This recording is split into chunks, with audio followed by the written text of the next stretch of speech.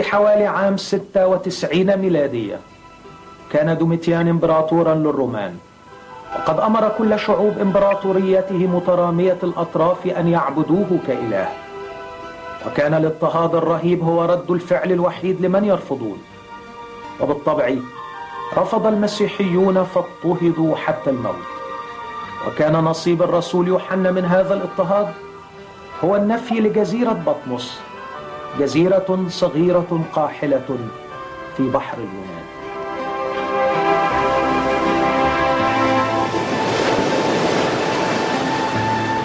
أنا يوحنا أخوكم وشريككم في الضيقة وفي ملكوت يسوع المسيح وصبره. كنت في الجزيرة التي تدعى بطمس من أجل كلمة الله ومن أجل شهادة يسوع المسيح. كنت في الروح في يوم الرب، وسمعت ورائي صوتا عظيما كصوت بوق قائلا: الذي تراه اكتب في كتاب وأرسل إلى السبع الكنائس التي في آسيا. فالتفت لأنظر الصوت الذي تكلم معي، ولما التفت رأيت 7 مناير من ذهب، وفي وسط ال7 المناير شبه ابن إنسان متسربلا بثوب إلى الرجلين، ومتمنطقا عند ثدييه بمنطقة من ذهب. وأما رأسه وشعره فأبيضان كالصوف الأبيض كالثلج، وعيناه كلهيب نار، ورجلاه شبه النحاس النقي كأنهما محميتان في أتون، وصوته كصوت مياه كثيرة. ومعه في يده اليمنى 7 كواكب، وسيف ماض ذو حدين يخرج من فمه، ووجهه كالشمس وهي تضيء في قوته. فلما رأيته سقطت عند رجليه كميت، فوضع يده اليمنى علي قائلا: لا تخف، أنا هو الأول والآخر والحي، وكنت ميتا وها أنا حي إلى أبد الآبدين، ولي مفاتيح الهاوية والموت.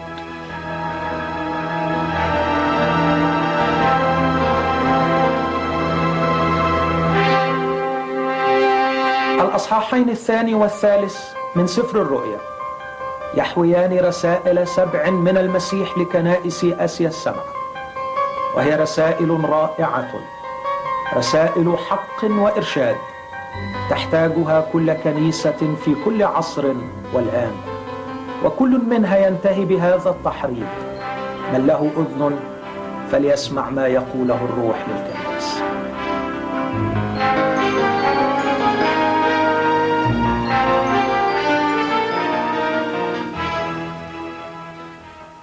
بعد هذا نظرت، وإذا باب مفتوح في السماء، والصوت يتكلم معي قائلا: اصعد إلى هنا فأريك ما لا بد أن يصير بعد هذا. وللوقت صرت في الروح، وإذا عرش موضوع في السماء، وعلى العرش جالس، وكان الجالس في المنظر شبه حجر اليشب والعقيق، وقوس قزح حول العرش.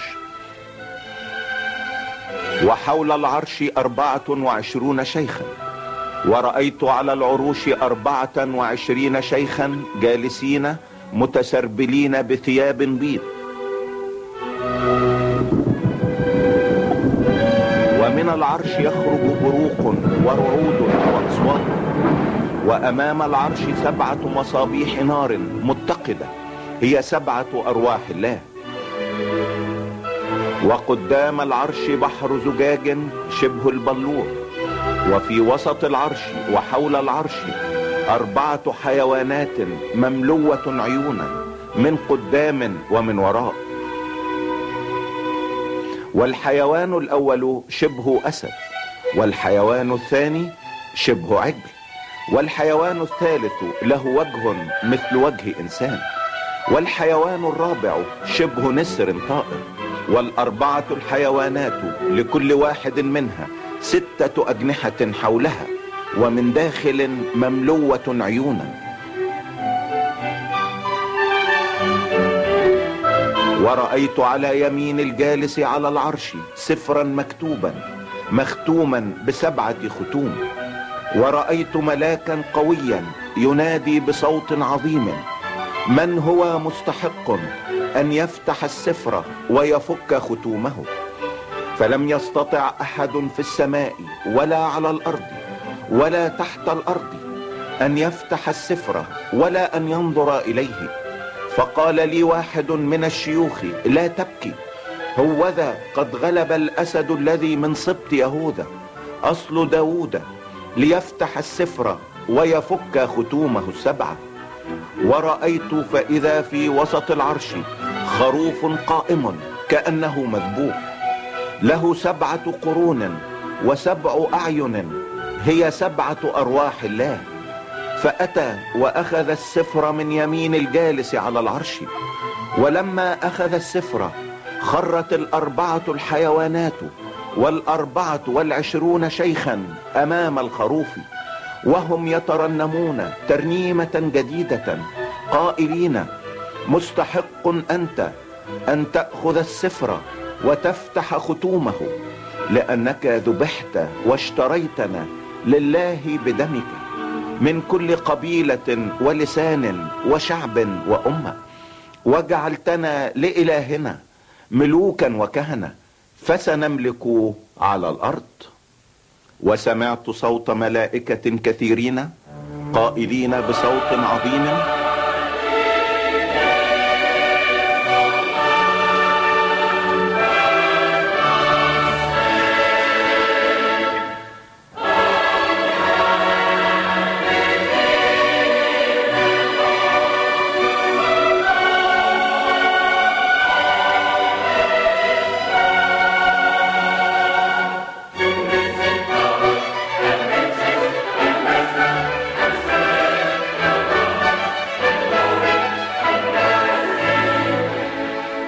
وكل خليقة مما في السماء وعلى الأرض وتحت الأرض وما على البحر سمعتها قائلة: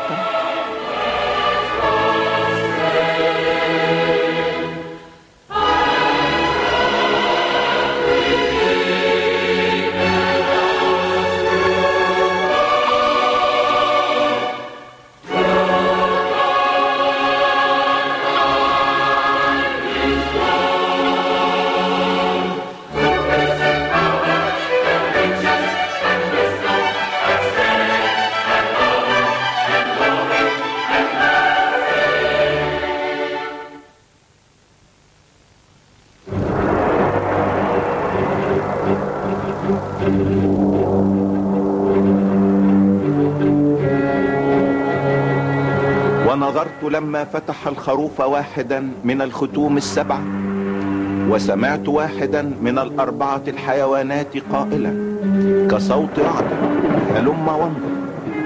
فنظرت وإذا فرس أبيض، والجالس عليه معه قوس، وقد أعطي إكليلا وخرج غالبا ولكي يغلب.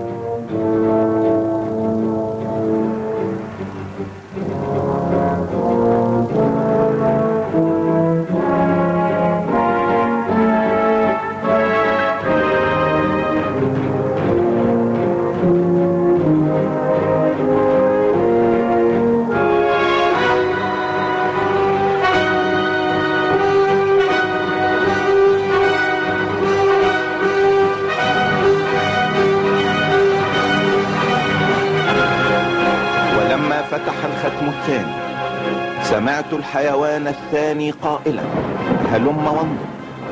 فخرج فرس آخر أحمر، وللجالس عليه أعطي أن ينزع السلام من الأرض، وأن يقتل بعضهم بعضا، وأعطي سيفا عظيما.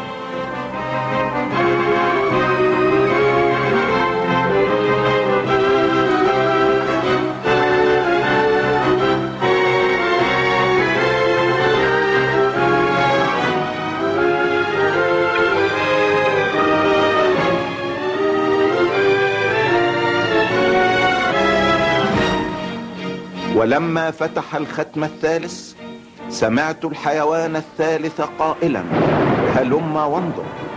فنظرت وإذا فرس أسود، والجالس عليه معه ميزان في يده، وسمعت صوتا في وسط الأربعة الحيوانات قائلا: ثمنية قمح بدينار، وثلاث ثمان شعير بدينار، وأما الزيت والخمر فلا تضرهما.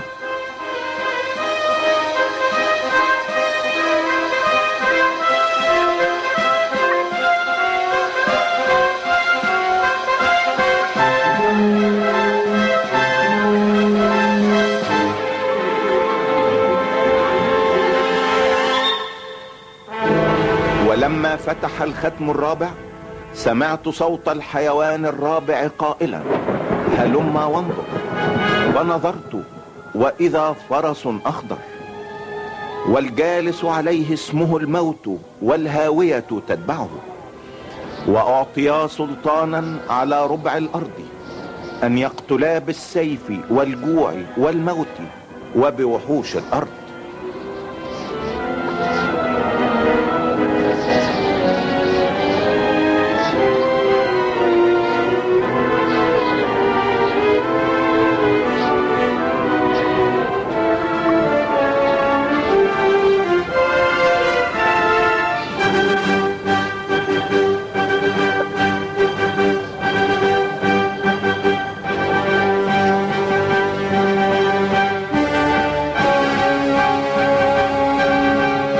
ولما فتح الختم الخامس رأيت تحت المذبح نفوس الذين قتلوا من أجل كلمة الله ومن أجل الشهادة التي كانت عندهم، وصرخوا بصوت عظيم قائلين: حتى متى أيها السيد القدوس والحق لا تقضي وتنتقم لدمائنا من الساكنين على الأرض؟ فأعطوا كل واحد ثيابا بيضا، وقيل لهم أن يستريحوا زمانا يسيرا أيضا، حتى يكمل العبيد رفقائهم وإخوتهم أيضا العتيدون أن يقتلوا مثلهم. ونظرت لما فتح الختم السادس، وإذا زلزلة عظيمة حدثت، والشمس صارت سوداء كمسح من شعر، والقمر صار كالدم، ونجوم السماء سقطت إلى الأرض كما تطرح شجرة التين سقاطها إذا هزتها ريح عظيمة.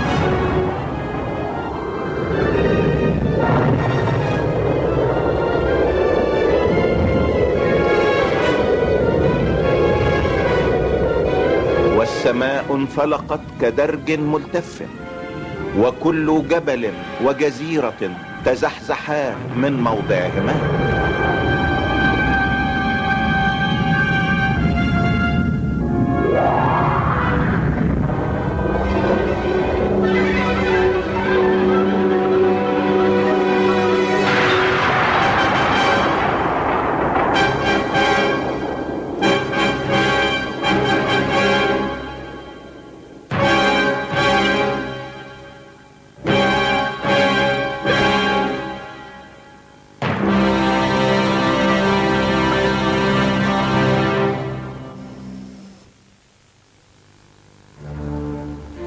إن فتح الختم السابع يجلب مزيدا من الكوارث على الأرض، لكن قبل فتحه سيعطى عبيد الله علامة تميزهم كخاصة لله. 144,000 من كل أسباط إسرائيل، وجمع كثير لم يستطع أحد أن يعده من كل الشعوب والقبائل والألسنة.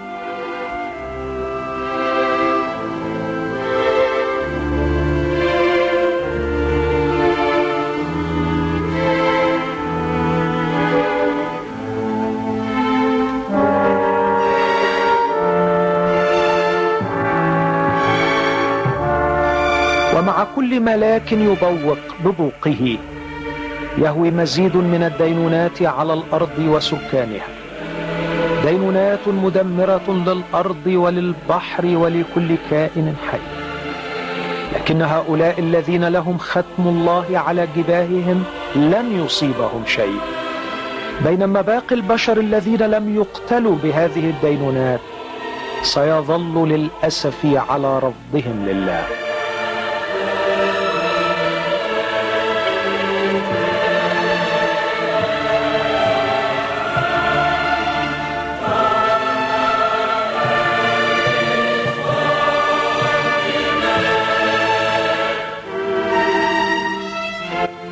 ثم رأيت ملاكا آخر قويا نازلا من السماء متسربلا بسحابة، وعلى رأسه قوس قزح، ووجهه كالشمس، ورجلاه كعمودي نار، ومعه في يده سفر صغير مفتوح، فوضع رجله اليمنى على البحر واليسرى على الأرض، وصرخ بصوت عظيم كما يزمجر الأسد.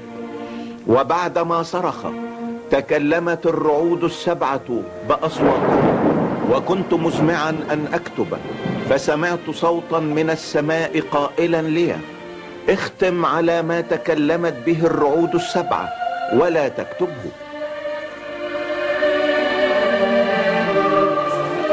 والملاك الذي رأيته واقفا على البحر وعلى الأرض رفع يده إلى السماء وأقسم أن لا يكون زمان بعد، بل في أيام صوت الملاك السابع متى أزمع أن يبوق يتم أيضا سر الله كما بشر عبيده الأنبياء. والصوت الذي كنت قد سمعته من السماء كلمني أيضا وقال: اذهب خذ السفر الصغير المفتوح في يد الملاك. فذهبت إلى الملاك قائلا له: أعطني السفر الصغير. فقال لي: خذه وكله، فسيجعل جوفك مرا، ولكنه في فمك يكون حلوا كالعسل. فأخذت السفر الصغير من يد الملاك وأكلته. فقال لي: يجب أنك تتنبأ أيضا على شعوب وأمم وألسنة وملوك كثيرين. ثم أعطيت قصبة شبه عصا، ووقف الملاك قائلا لي: قم وقس هيكل الله والمذبح والساجدين فيه، وسأعطي لشاهدي فيتنبأان لابسين مسوحا، هذان هما الزيتونتان والمنارتان القائمتان أمام رب الأرض، وإن كان أحد يريد أن يؤذيهما تخرج نار من فمهما وتأكل أعداءهما. هذان لهما السلطان أن يغلق السماء حتى لا تمطر مطرا في أيام نبوتهما، ولهما سلطان على المياه أن يحولاها إلى دم، وأن يضربا الأرض بكل ضربة كلما أرادا. عندما ينهي الشاهدان شهادتهما سيصنع معهما الوحش الصاعد من الهاوية حربا ويقتلهما، لكن بعد 3 أيام ونصف يوم سيقيمهما الله ويصعدهما إلى السماء أمام أعين أعدائهما. ثم بوق الملاك السابع، فحدثت أصوات عظيمة في السماء قائلة: قد صارت ممالك العالم لربنا ومسيحه، فسيملك إلى أبد الآبدين. وانفتح هيكل الله في السماء، وظهر تابوت عهده في هيكله، وحدثت بروق وأصوات ورعود وزلزلة وبرد عظيم.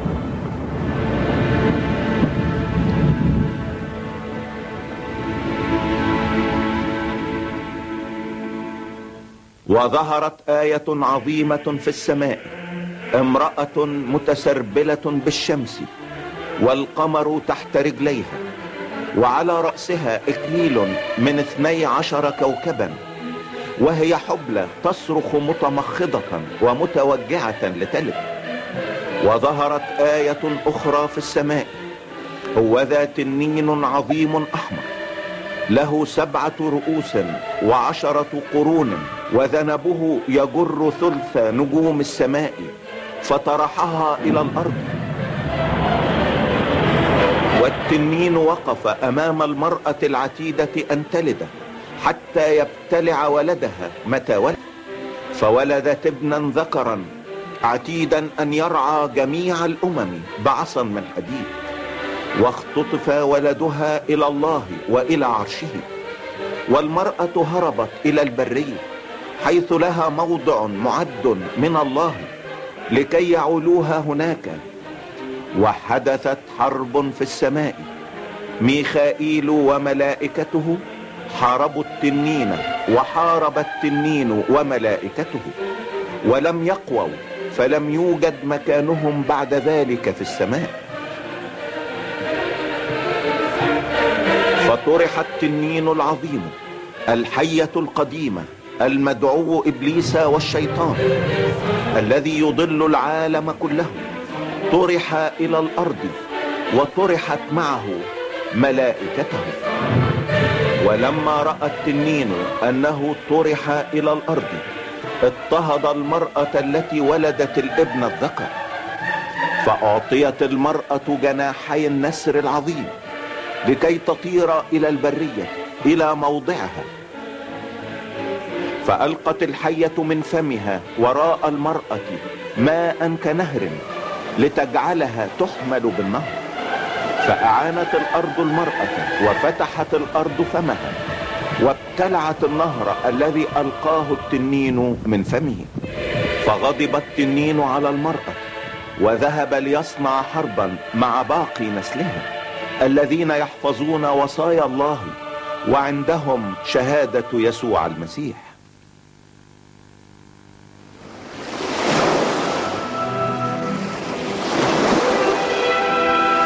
ثم وقفت على رمل البحر فرأيت وحشا طالعا من البحر له 7 رؤوس و10 قرون، وعلى قرونه 10 تيجان، وعلى رؤوسه اسم تجديف. والوحش الذي رأيته كان شبه نمر، وقوائمه كقوائم دب، وفمه كفم أسد. وأعطاه التنين قدرته وعرشه وسلطانا عظيما.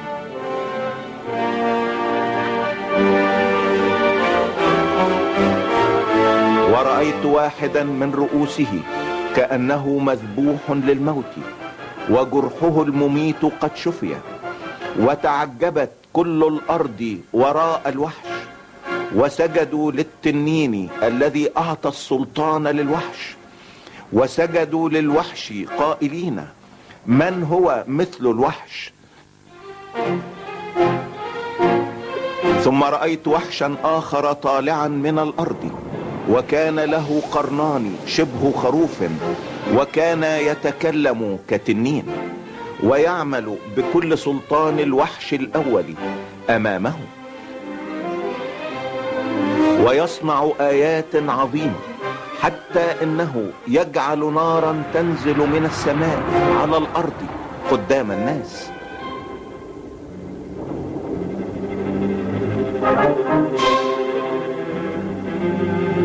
ويضل الساكنين على الأرض بالآيات التي أعطي أن يصنعها أمام الوحش، قائلا للساكنين على الأرض أن يصنعوا صورة للوحش الذي كان به جرح السيف وعاش. وأعطي أن يعطي روحا لصورة الوحش حتى تتكلم صورة الوحش، ويجعل الجميع الصغار والكبار والأغنياء والفقراء والأحرار والعبيد تصنع لهم سمة على يدهم اليمنى أو على جبهتهم، وأن لا يقدر أحد أن يشتري أو يبيع إلا من له السمة أو اسم الوحش أو عدد اسمه.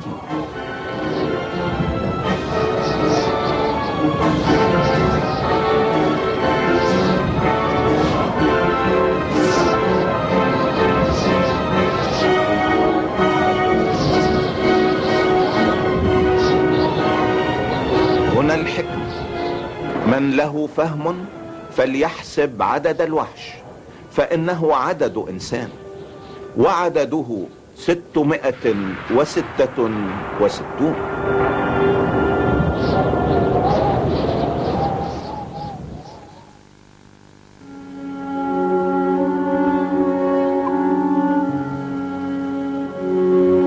ورأيت كبحر من زجاج مختلط بنار، والغالبين على الوحش وصورته وعلى سمته وعدد اسمه واقفين على البحر الزجاجي، معهم قيثارات الله، وهم يرتلون ترنيمة موسى عبد الله وترنيمة الخروف.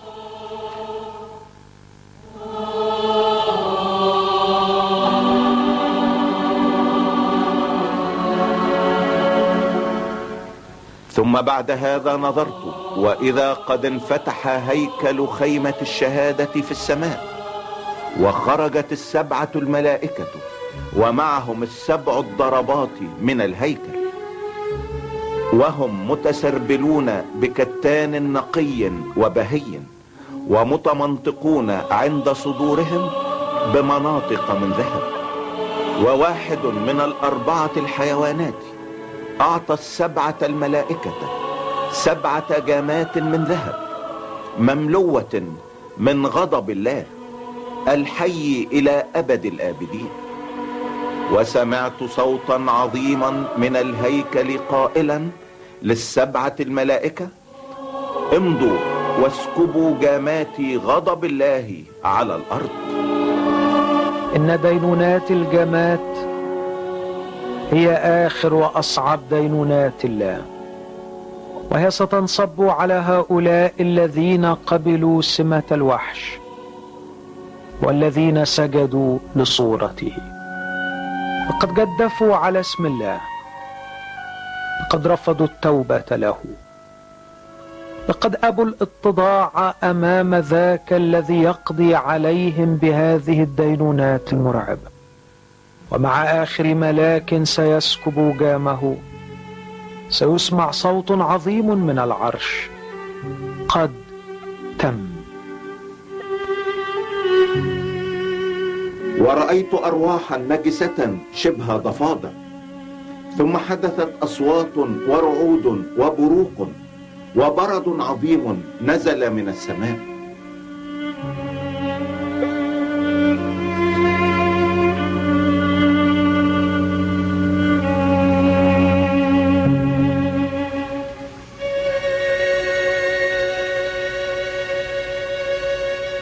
فمضى بي بالروح إلى برية، فرأيت امرأة جالسة على وحش قرمزي له 7 رؤوس و10 قرون، والمرأة كانت متسربلة بأرجوان وقرمز، ومتحلية بذهب وحجارة كريمة ولؤلؤ، ومعها كأس من ذهب في يدها مملوة رجاسات ونجاسات زناها، وعلى جبهتها اسم مكتوب: سر، بابل العظيمة أم الزواني ورجاسات الأرض.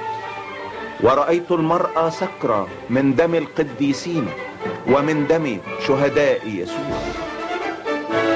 ثم سمعت صوتا آخر من السماء قائلا: اخرجوا منها يا شعبي، لئلا تشتركوا في خطاياها، ولئلا تأخذوا من ضرباتها. بقدر ما مجدت نفسها وتنعمت، بقدر ذلك أعطوها عذابا وحزنا، لأنها تقول في قلبها: أنا جالسة ملكة ولست أرملة ولن أرى حزنا. من أجل ذلك في يوم واحد ستأتي ضرباتها، موت وحزن وجوع وتحترق بالنار، لأن الرب الإله الذي يدينها قوي.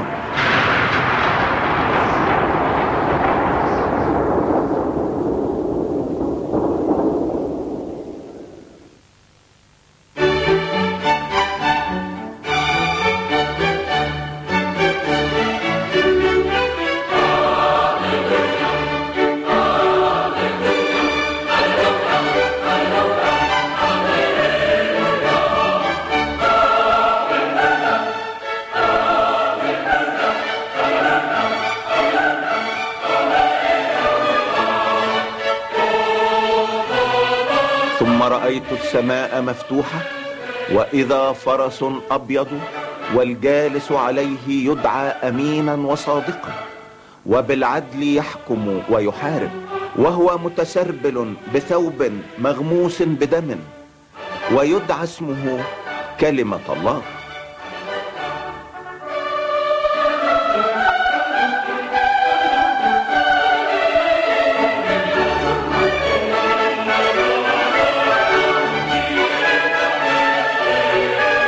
والأجناد الذين في السماء كانوا يتبعونه على خيل بيض، لابسين بزا أبيض ونقيا.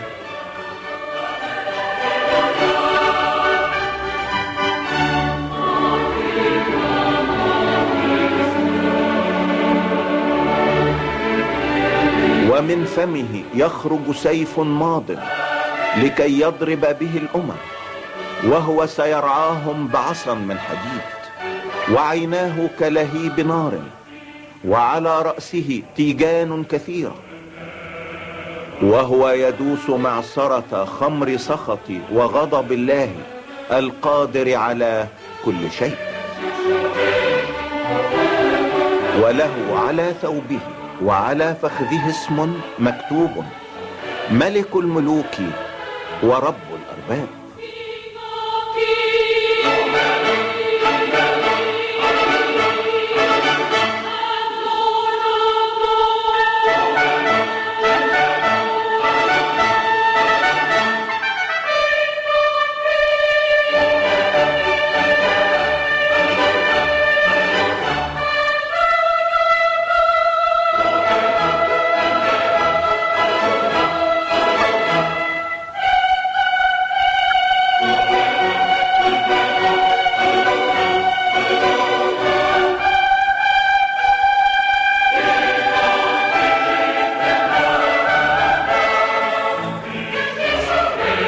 ورأيت الوحش وملوك الأرض وأجنادهم مجتمعين ليصنعوا حربا مع الجالس على الفرس ومع جنده.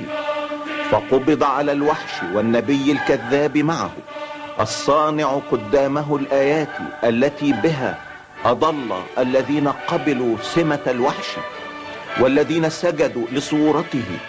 وطرح الاثنان حيين إلى بحيرة النار المتقدة بالكبريت، والباقون قتلوا بسيف الجالس على الفرس الخارج من فمه.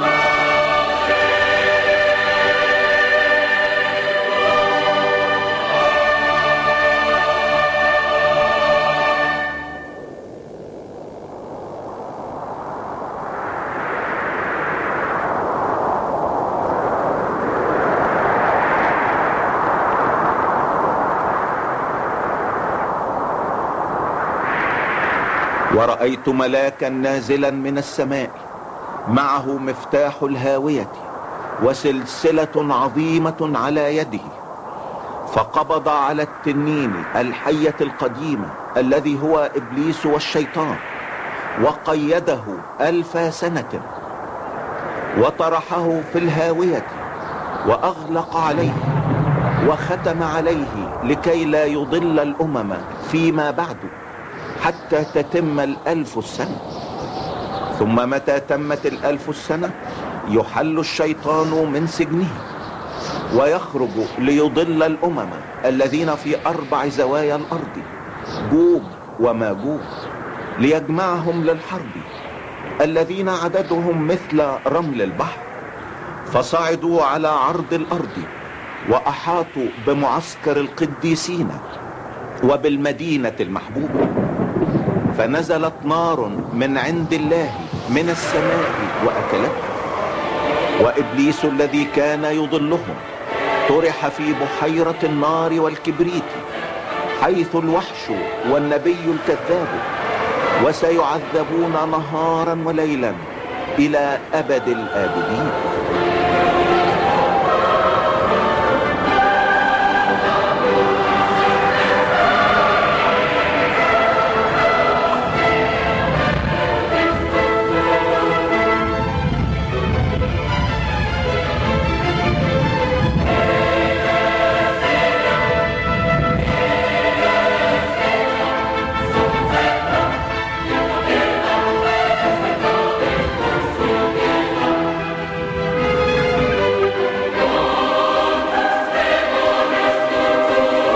فرأيت عرشا عظيما أبيض والجالس عليه، الذي من وجهه هربت الأرض والسماء ولم يوجد لهما موضع.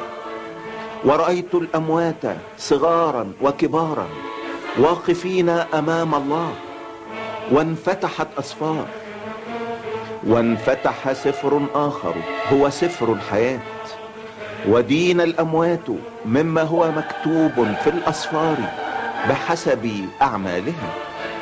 وكل من لم يوجد مكتوبا في سفر الحياة طرح في بحيرة النار.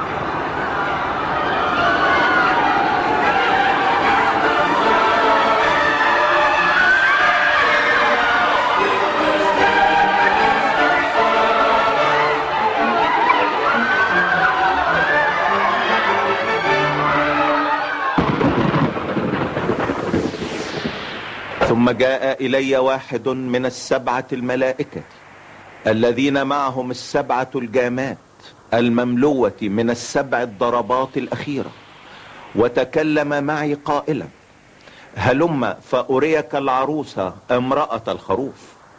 وذهب بي بالروح إلى جبل عظيم عالي، وأراني المدينة العظيمة أورشليم المقدسة نازلة من السماء من عند الله، لها مجد الله، ولمعانها شبه أكرم حجر كحجر يشبن بلول.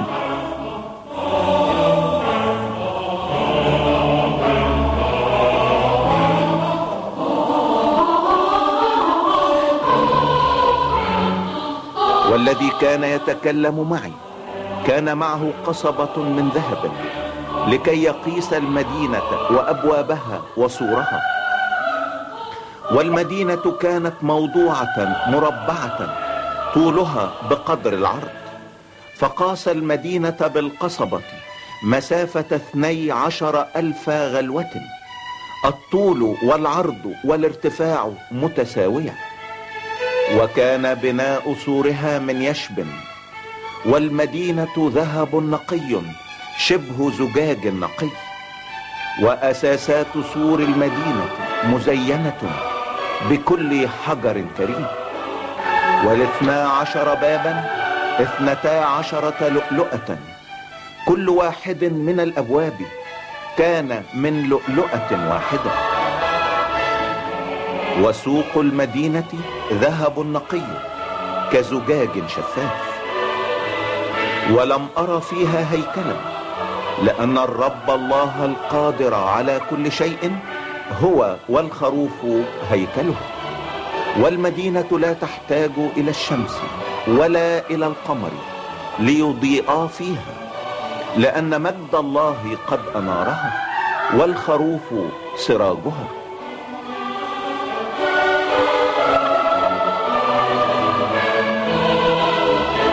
وأراني نهرا صافيا من ماء حياة لامعا كبلور خارجا من عرش الله والخروف في وسط سوقها. وعلى النهر من هنا ومن هناك شجرة حياة تصنع 12 ثمرة، وتعطي كل شهر ثمرها، ولا تكون لعنة فيما بعد، ولا يكون ليل هناك. وسمعت صوتا عظيما من السماء قائلا: هوذا مسكن الله مع الناس، وهو سيسكن معهم، وهم يكونون له شعبا، والله نفسه يكون معهم إلها لهم.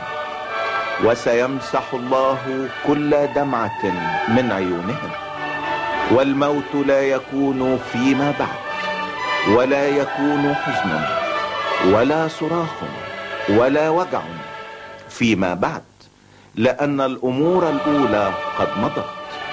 ها أنا أصنع كل شيء جديدا. نعم، أنا آتي سريعا.